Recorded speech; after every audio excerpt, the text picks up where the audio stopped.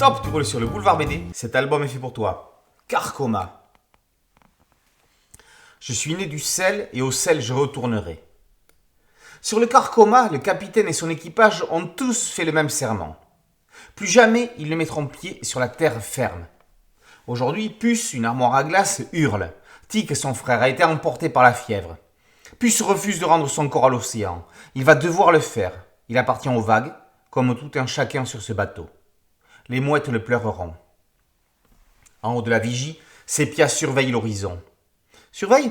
Pas trop. Assoupi par l'alcool, la pirate ne voit pas que le navire se dirige vers des récifs. Il y a des dégâts, il va falloir descendre pour les quelques réparations et la remise à flot.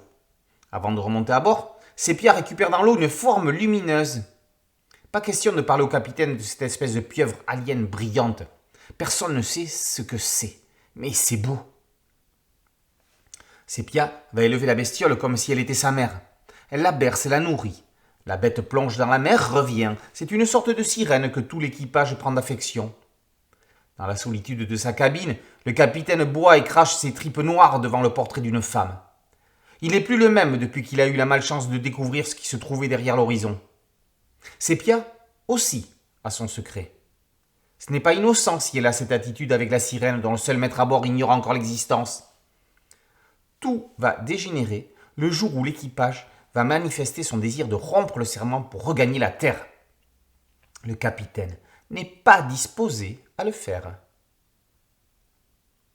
Après le formidable triptyque Love, Love, Love avec Kit Toussaint, Andrés Garrido revient dans un one-shot de pirate qui ne ressemble à aucun autre.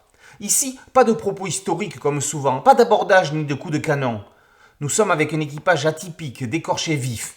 Des fous, des assassins, des voleurs, des ivrognes, mais avant tout des êtres humains avec un passé déchiré. Carcoma est une histoire de deuil et de reconstruction, de solitude et de rédemption, et aussi de connexion avec soi-même et avec les autres.